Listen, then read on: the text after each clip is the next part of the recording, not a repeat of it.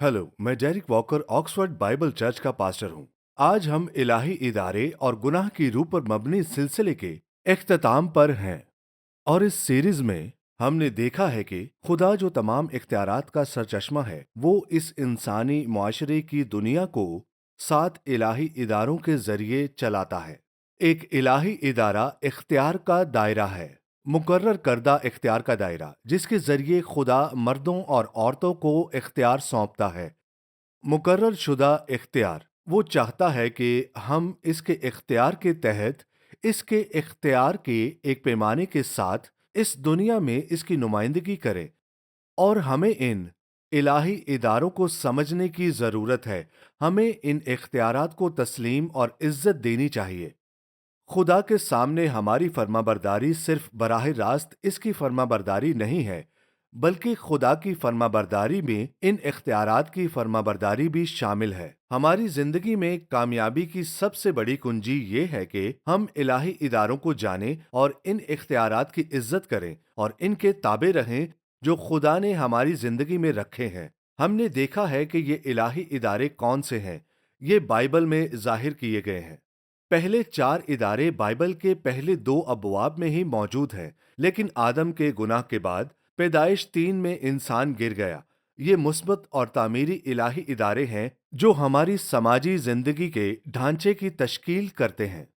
सबसे पहले आजाद मर्जी है। खुदा ने इंसान को अपनी शबीह पर बनाया। खुदा खुद मुख्तार है, उसके पास इख्तियार है। जब उसने इंसान को अपनी सूरत पर पैदा किया तो इसका मतलब है कि हम उसके इख्तियार का एक हिस्सा रखते हैं। अपनी जिंदगी पर इख्तियार और अपने इर्द गिर्द के माहौल पर हुक्मरानी। हमारे पास सारा इख्तियार नहीं है, लेकिन कुछ इख्तियार जरूर है, और हम इसे आजाद मर्जी कहते हैं। हमारे पास अपनी जिंदगी में आजाद मर्जी है। हम पर खुदा की ये जिम्मेदारी है कि हम इस आजाद मर्जी को सही तरीके से इस्तेमाल करें, और ये पहली चीज है जिसे हम आजाद मर्जी कहते हैं। देखें, हमें अपने इर्द गिर्द के तमाम लोगों की आजाद मर्जी का एहतराम करना चाहिए। ये हर उस बात की बुनियाद है जो हम कहना चाहते हैं। और खुदा की तरफ से जो भी दूसरे इदारे बनाए गए हैं, उनका मकसद इंसान की आज़ाद मर्जी को ख़त्म करना नहीं है, और हकीकत में इसे आज़ादी का तहफ़्फ़ुज़ कहते हैं। और दूसरा इलाही इदारा ये है कि खुदा ने इंसान को ज़मीन की देखभाल और बागबानी का काम दिया है। और गौर करें, काम की जगह पर भी इख्तियार के मसाइल हैं।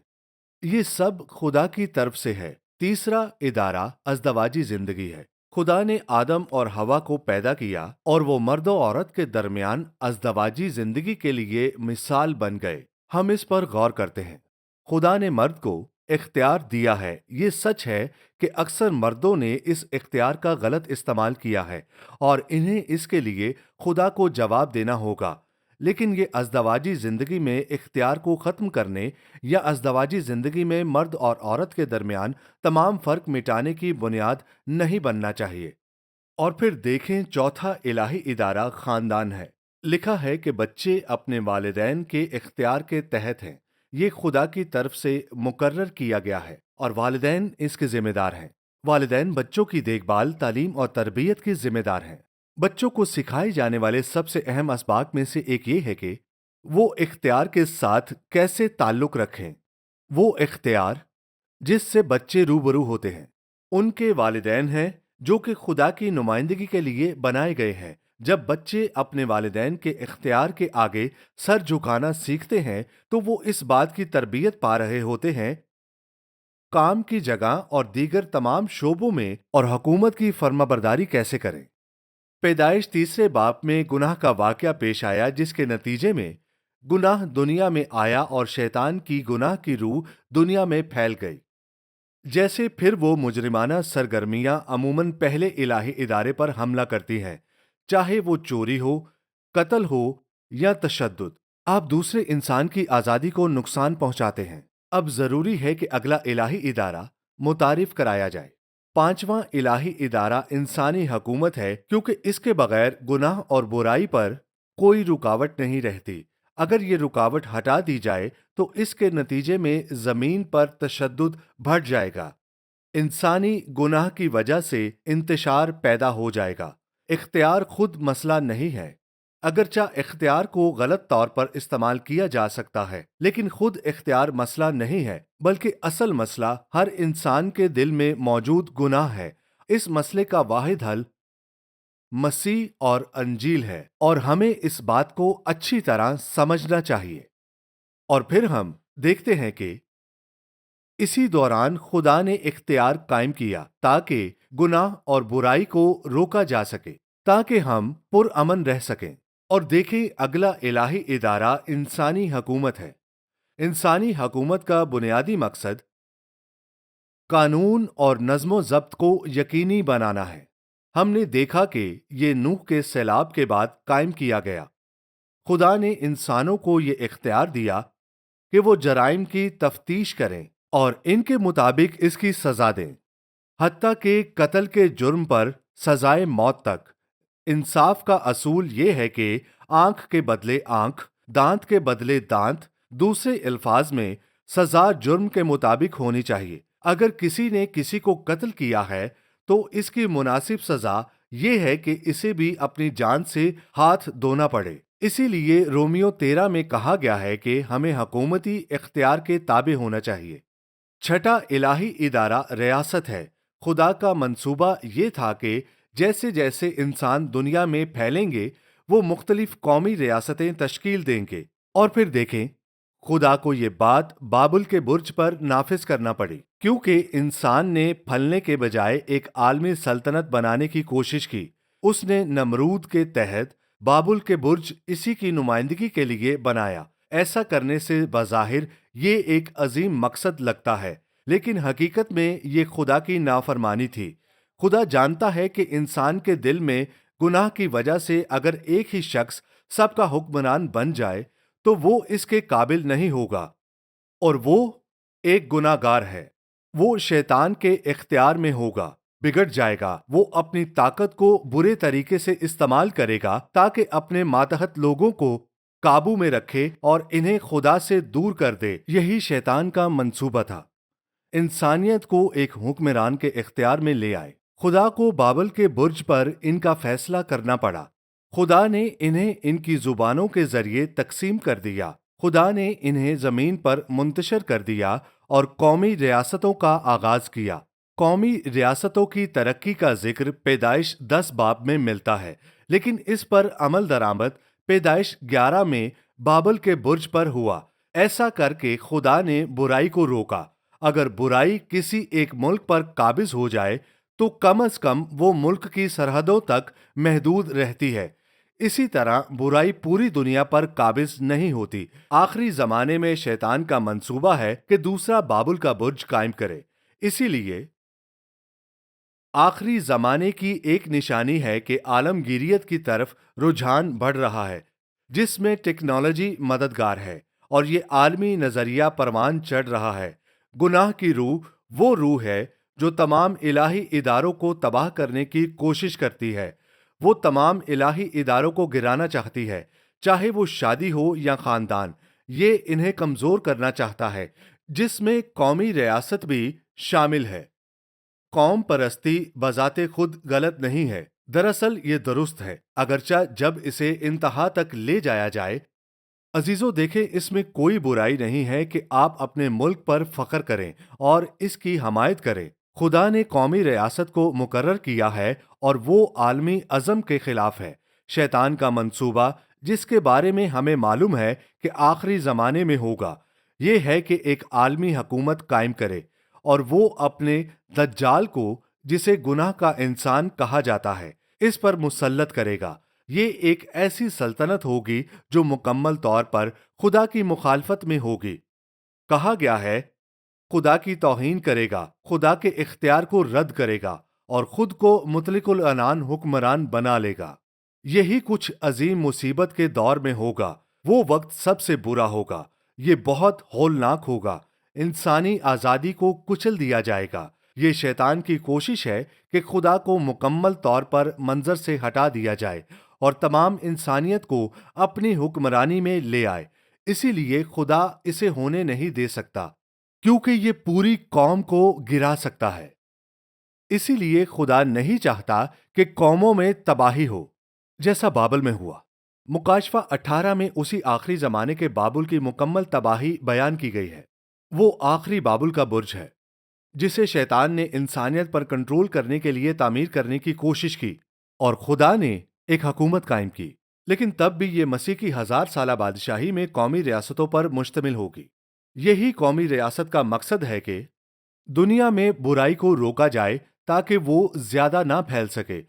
حکومت کا اصل مقصد یہ نہیں کہ وہ ہماری زندگیوں میں مداخلت کرے، بلکہ یہ ہے کہ وہ قانون اور نظم و ضبط کو یقینی بنائے اور قوم کا دفاع ہتھیاروں کے ساتھ کرے، یعنی اسے دوسری قوموں سے بچائے۔ اب ہم آخری الہی ادارے کی طرف آتے ہیں، لیکن جو کہ ہمارے خداوند یسوع مسیح کی کلیسیا ہے۔ یہ ایک الہی ادارہ ہے جس کے پاس روحانی اختیار ہے، اور آپ اس کا حصہ ہیں۔ اگر آپ کلیسیا کا حصہ ہیں تو آپ کو روحانی اختیار دیا گیا ہے۔ آپ کو خدا کا شکر ادا کرنا چاہیے۔ یسوع کے نام میں خدا کے فرزند کے طور پر کلیسیا کا مقصد سب سے پہلے انجیل کی منادی کرنا ہے تاکہ پوری زمین کے لیے نجات حاصل ہو سکے۔ کلیسیا صرف اپنے لوگوں کے لیے نہیں بلکہ غیر قوموں کی بھلائی کے لیے بھی موجود ہے تاکہ قوموں تک انجیل پہنچائی جا سکے، لیکن ساتھ ہی چونکہ سب سے الہی ادارے کا حصہ ہیں، کلیسیا کا مقصد دنیا میں برائی کو روکنا اور امن کی فضا قائم کرنا ہے تاکہ انجیل پھیل سکے۔ اب آئیں متی 16 میں کلیسیا کے اختیار پر نظر ڈالتے ہیں۔ یہ وہ موقع ہے جب یسوع کلیسیا سے بات کرتا ہے۔ آیت 18 میں تم سے کہتا ہوں کہ تم پترس ہو، اور اس چٹان پر، اور وہ بنیاد کی چٹان خود مسیح ہے، اس چٹان پر، مسیح پر میں اپنی کلیسیا تعمیر کروں گا۔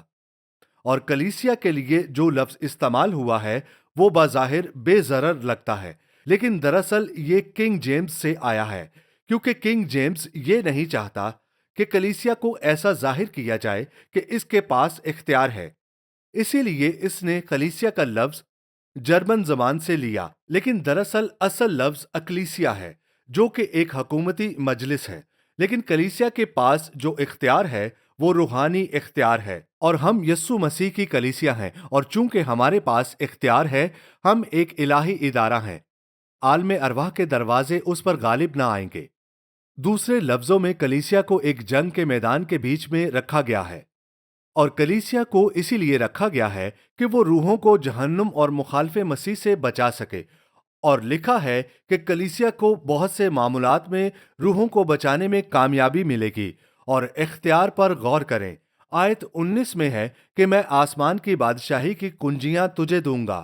یہ ہمارا اختیار ہے، اور جو کچھ تم زمین پر باندھو گے، اور یہ اسی لفظ کا ترجمہ ہے، اور جو کچھ تو زمین پر باندھے گا وہ آسمان پر بندھے گا، اور جو کچھ تو زمین پر کھولے گا وہ آسمان پر کھلے گا۔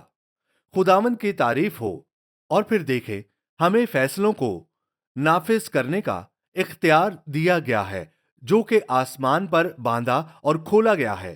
ہمیں اسے زمین پر بادشاہت کی کنجیوں کے ذریعے یسوع کے نام سے، خدا کے کلام سے، مسیح کے خون سے نافذ کر سکتے ہیں۔ ہاللیلویہ۔ ہمیں ایک کام سونپا گیا ہے جو بنیادی طور پر خوشخبری سنانے اور مسیح کے بارے میں تعلیم دینا ہے، اور ہمیں یہ کام پورا کرنے کے لیے روحانی اختیار دیا گیا ہے جسے ہم دعا، اعلان اور روحانی ہتھیاروں کے ذریعے جاری کرتے ہیں۔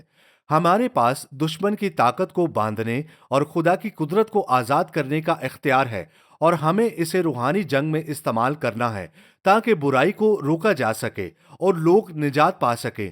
ہمارے پاس آسمان سے مقرر شدہ اختیار موجود ہے، اور ہمیں زمین پر خدا کے نمائندے کے طور پر اسے نافذ کرنے کا حق حاصل ہے۔ ہاللیلویہ۔ اور جب ہم کلیسیا کے اختیار کی بات کرتے ہیں تو ہم صرف پاسٹرز، ایلڈرز اور ڈیکنز کے اختیار کی بات نہیں کرتے، بلکہ دراصل اس حقیقت کی بات کرتے ہیں کہ بطور ایماندار ہم سب کے پاس اختیار ہے جسے ہم خوشخبری، دعا اور اعلان کے ذریعے جاری کرتے ہیں۔ ہم مسیح کے سفیر اور نمائندے ہیں، اور جتنا زیادہ ہم متحد ہوں گے اتنے ہی زیادہ ہم اس اختیار میں طاقتور ہوں گے۔ پس ہم زمین پر خدا کے نمائندے ہیں، ہم موجود ہیں جیسے تمام الہی ادارے سب لوگوں کے لیے، ہم یہاں غیر اراکین کے لیے ہیں تاکہ سب لوگوں کو خوشخبری سنا سکے۔ ہمیں حکم دیا گیا ہے کہ ہم تمام قوموں کو شاگرد بنائیں۔ ہمیں کہا گیا ہے کہ ہم سب انسانوں کے لیے دعا کریں، خاص طور پر ان کے لیے جو اختیار میں ہیں۔ ہمیں یہ بھی کہا گیا ہے کہ ہم زمین پر برائی کو روکیں، اور اسی لیے ہمارے پاس خدا کی طرف سے یہ قدرت ہے کہ ہم برائی کو روکیں اور خدا کی بادشاہت کو انجیل کے ذریعے لوگوں کی زندگیوں میں لائیں، کیونکہ حقیقت میں نجات کی خوشخبری ہی اس دنیا کی برائی کا واحد حقیقی حل ہے۔ یہ صرف انسان کے دل کو بدلنے سے ہی ممکن ہے۔ اصل مسئلہ گناہ ہے جو انسان کے دل میں ہے، اور صرف انسان کے دل کو بدل کر ہی ہم اس دنیا کے مسائل اور تمام برائیوں کا حل نکال سکتے ہیں۔ اور اسی لیے ہمیں اختیار دیا گیا ہے کہ ہم خوشخبری سنائیں، خدا کے کلام کی تعلیم دیں اور اسے دنیا میں نمک کی طرح راست بازی سے عمل کریں۔ ہمیں سچائی لانے اور الہی اداروں کو قائم رکھنے کے لیے بلایا گیا ہے، اور خدا نے اسی مقصد کے لیے ہمیں اختیار دیا ہے۔ ہم کلیسیا کے طور پر روحانی طور پر الہی اداروں کی حفاظت میں حصہ لیتے ہیں، چاہے وہ شادی ہو یا حکومت یا دیگر تمام الہی ادارے اور آزاد ادارہ۔ سچائی کی تعلیم دے کر، خوشخبری سنا کر اور اپنی دعاؤں کے ذریعے ہم اس گناہ کی روح کو روکتے ہیں جو معاشرے کو تباہ کرنا چاہتی ہے اور اسے ابلیس کے اختیار میں لے جانا چاہتی ہے۔ ہم یہ بات چند آیات کے ذریعے دیکھیں گے۔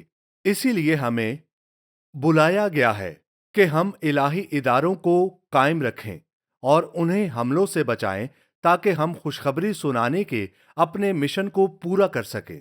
ہمیں اس روحانی جنگ میں موثر ہونے کے لیے ضروری ہے کہ ہم الہی اداروں کو پہچانیں جہاں خدا کی حاکمیت ہے، اور ان کی عزت کریں اور ان کے لیے دعا کریں۔ خاص طور پر ان لوگوں کے لیے دعا کریں جو اختیار میں ہیں، اور ہمیں گناہ کی روح کو پہچاننا اور جہاں کہیں بھی وہ ملے اس کی مزاحمت کرنی چاہیے۔ ہم کلیسیا کی اس روکنے والی خدمت کو دوسرا تھسلنیکیوں دوسرا باب آیت 3 میں دیکھتے ہیں۔ کسی طرح سے کسی کے فریب میں نہ آنا۔ اس کا مطلب یہ ہے کہ ہم گناہ کی روح کو روکنے کے لیے وہ اختیار استعمال کرتے ہیں، اور ہم یہ دعا کے ذریعے اپنے اعلان کے ذریعے کرتے ہیں، کیونکہ تمہیں کسی طرح سے دھوکہ نہ دے، کیونکہ وہ دن یعنی خداوند کا دن یا مصیبت کا وقت نہیں آئے گا جب تک پہلے روانگی نہ ہو جائے۔ یہ روانگی دراصل ریپچر ہے۔ گناہ کا آدمی مخالف مسیح ہے۔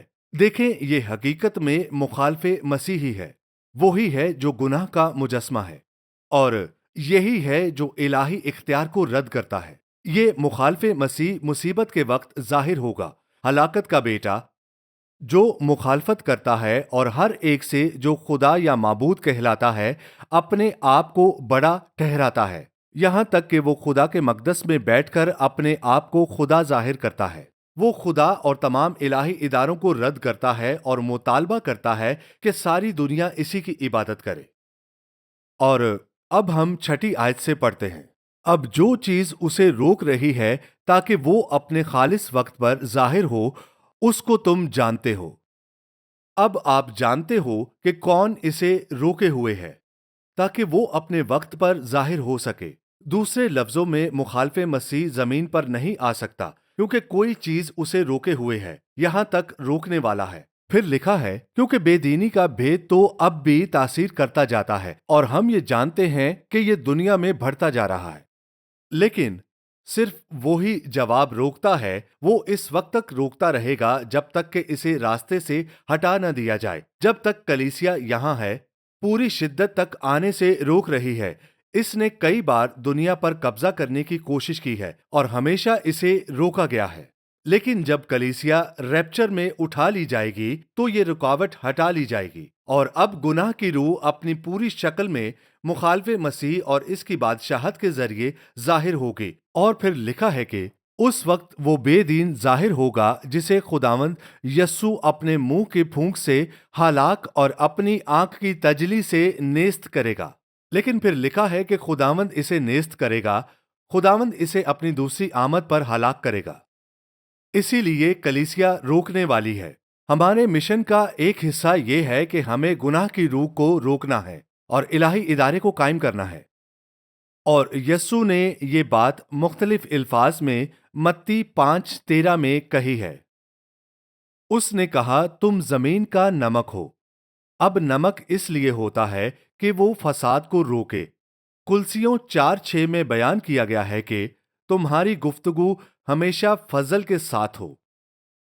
اب فضل، نجات اور سچائی اکثر ایک ساتھ ہوتے ہیں۔ یہ کہا گیا ہے کہ یسوع فضل اور سچائی سے معمور تھا۔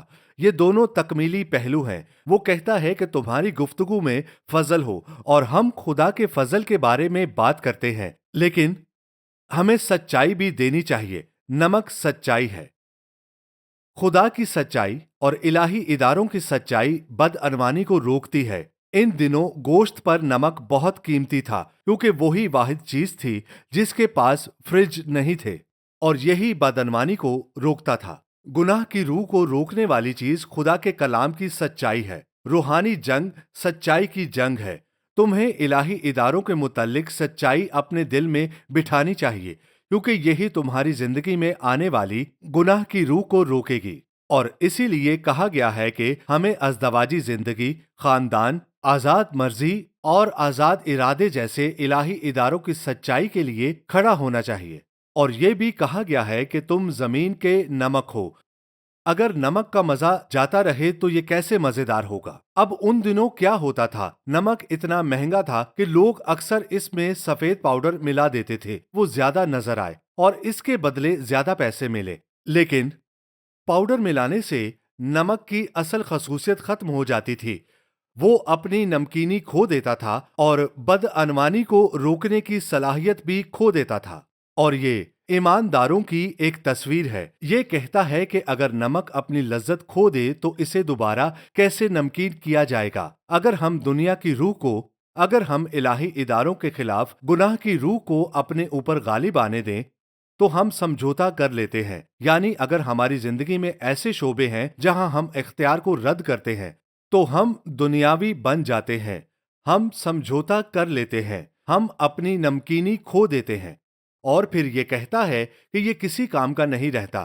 خدا کے نزدیک ہم اپنے مقصد کے لائق نہیں رہتے، سوائے اس کے کہ ہمیں باہر پھینک دیا جائے اور لوگ ہمیں اپنے پاؤں تلے روند ڈالیں۔ اگر ہم اپنے ایمان، اپنی سچائی اور خدا کی سچائی سے اپنی وابستگی میں سمجھوتا کر لیں تو نہ صرف ہم خدا کے لیے کسی کام کے لیے نہیں رہتے، بلکہ دنیا بھی ہماری عزت نہیں کرے گی۔ اسی لیے وہ کہتا ہے، تم دنیا کے نور ہو۔ جو شہر پہاڑ پر بسا ہے وہ چھپ نہیں سکتا۔ تم سب کو ایک ساتھ مل کر انجیل کے نور کو چمکانا ہے۔ پھر وہ کہتا ہے، چراغ جلا کر اسے پیمانہ کے نیچے نہیں رکھتے بلکہ چراغ دان پر رکھتے ہیں، تو اس گھر کے سب لوگوں کو روشنی پہنچتی ہے۔ اسی لیے تمہاری روشنی آدمیوں کے سامنے چمکے، تاکہ وہ تمہارے نیک کاموں کو دیکھ کر تمہارے باپ کی جو آسمان پر ہے تمجید کریں۔ اور اسی طرح وہ آپ کی زندگی کو دیکھتا ہے۔ اگر وہ آپ کے الفاظ سے ملتی ہے تو خدا کی تمجید کریں۔ اور یہ کہتا ہے، ہمیں نمک اور روشنی بننے کے لیے بلایا گیا ہے۔ روشنی ہماری انجیل کی منادی ہے۔ نمک یہ ہے کہ ہم اس دنیا میں راست باز رہیں اور خاص طور پر خدا کے الہی اداروں کی سچائیوں کو برقرار رکھیں۔ نمکین رہنے سے ہم دنیا میں فساد کو روکتے ہیں۔ نمک کے ذریعے ہم پوری دنیا میں فساد کو روکتے ہیں، اور روشنی چمکانے سے ہم دنیا کی تاریکی پر غالب آتے ہیں۔ روشنی چمکانے سے ہم دنیا کی تاریکی پر غالب آتے ہیں۔ کلیسیا کی خدمت صرف انجیل کی منادی کرنا نہیں، بلکہ دنیا میں تاریکی اور فساد یعنی گناہ کی روح کو روکنا بھی ہے۔ ہمیں خاص طور پر ان سب کے لیے دعا کرنی چاہیے جو کہ اختیار میں ہے۔ پہلا تموتھیوس 2 میں لکھا ہے، پس میں سب سے پہلے یہ نصیحت کرتا ہوں کہ مناجاتیں اور دعائیں اور التجائیں اور شکر گزاریاں سب آدمیوں کے لیے کی جائیں۔ اپنی زندگی میں موجود حکام کے لیے دعا کریں۔ شیطان خاص طور پر حکام پر حملہ کرنے کی کوشش کرتا ہے، کیونکہ اگر وہ حکام کو کمزور کر دے تو وہ بڑی تباہی لا سکتا ہے۔ اور وہ کہتا ہے کہ حکام کے لیے دعا کرو کہ وہ خدا کے اختیار کے تحت اچھی طرح حکومت کرے، کیونکہ سب اختیار صحیح طریقے سے کام کرتا ہے تو یہ امن اور نظم و ضبط لاتا ہے اور انجیل کی منادی کے لیے تیار کرتا ہے، کیونکہ یہ ہمارے نجات دہندہ خدا کے نزدیک اچھا اور قابل قبول ہے، جو چاہتا ہے کہ سب انسان نجات پائیں اور سچائی کی پہچان تک پہنچیں۔ یہی ہمارا مقصد ہے کہ انسانوں کو نجات کی طرف لائیں اور خدا کے کلام کی سچائی بتائیں، اور اسی لیے ایک پرامن معاشرے کی ضرورت ہے۔ اسی لیے وہ کہتا ہے کہ حکام کے لیے دعا کرو، کیونکہ اگر حکام خدا کے روح کے تحت کام کریں گے تو یہ سب کچھ اچھا ہوگا۔ اسی لیے ہمیں حکام کے لیے دعا کرنی چاہیے، کیونکہ وہ حملوں کی زد میں ہیں۔ دعا کریں کہ خدا ان کی حفاظت کرے، دعا کریں کہ وہ حکام خدا کی عزت کریں اور اپنے اختیار کا غلط استعمال نہ کریں، اور دعا کریں کہ خدا صالح حکام کو اٹھائے، کیونکہ حکام گناہ گار بھی ہو سکتے ہیں۔ ہم خدا سے یہ بھی مانگیں کہ اگر ہمارے دلوں میں کوئی گناہ کی روح ہے تو وہ ہمیں دکھائے، کیونکہ اگر ہم خود سمجھوتا کر لیں تو خدا ہمیں روحانی جنگ میں کیسے استعمال کرے گا، اور پھر شیطان ہم سے دور بھاگے گا۔ اگر ہم نے گناہ کی روح کے آگے سر جھکا دیا ہے، اسی لیے وہ کہتا ہے کہ خدا کے تابع ہو جاؤ، شیطان کی مخالفت کرو اور وہ تم سے بھاگ جائے گا۔ خدا کے تابع کیسے ہوں؟ پس تابع ہو جاؤ۔ یہ خدا کے قائم کردہ الہی اداروں کے تابع ہونے کے ذریعے ہوتا ہے۔ جب آپ خدا کے تابع ہوتے ہیں تو آپ شیطان کا مقابلہ کر سکتے ہیں اور شیطان آپ سے بھاگ جائے گا۔ اسی لیے آخری زمانے میں ہمارا ایک اہم کردار ہے۔ آئیے ہم خود کو خدا کے لیے وقف کریں اور رضاکارانہ طور پر خدا کی خدمت کے لیے پیش کریں، تاکہ خدا ہمیں روحانی جنگ میں استعمال کر سکے۔ تو پھر آئیں بادشاہی کی کنجیاں استعمال کریں اور اپنے اختیار کو استعمال کرتے ہوئے دنیا میں گناہ کی روح کا مقابلہ کریں۔ آئیے ہم ان لوگوں کے لیے دعا کرتے ہیں جو کھو گئے ہیں، تاکہ انہیں راستہ مل سکے، نجات کا راستہ۔ آپ کے پاس یسوع کے نام سے، اس کے کلام اور خون کے وسیلہ سے تبدیلی کا اختیار ہے۔ آمین۔ ہمیں دیکھنے کے لیے شکریہ۔ آپ مزید تعلیمات آکسفورڈ بائبل چرچ اور روکو چینل پر حاصل کر سکتے ہیں، اور ڈیرک واکر کے یوٹیوب چینل پر بھی۔ اور آپ ہمارے ساتھ اتوار کی عبادت میں بھی شامل ہو سکتے ہیں، صبح 11 بجے اور شام 6 بجے۔ چینی اسکول، ہیڈنگٹن، آکسفورڈ، OX3 7QH۔ آپ CDs، DVDs، کتابیں اور دوسری چیزیں آن لائن آرڈر کر سکتے ہیں۔ www.oxfordbiblechurch.co.uk اور کال بھی کر سکتے ہیں 018655 15086۔ Shekinah Bible Ministries were founded by Dr. Tahira Salim and Reverend Dr. Asher Salim on 27th October 1998. The foundation of organization was laid by Reverend Dr. Shahid Siraj Deen, who was called home by God on 14th Feb 1998. The organization commenced its working through Bible Institute and then by the grace of God developed following establishments: Shekinah Bible Church, Shekinah Sunday School, Shekinah Movie Society, Shekinah Messaging Services, Shekinah Adult Youth, Daughters of Shekinah, Shekinah Bible Institute, Shekinah News, Shekinah Medical Camp, Shekinah EMAC.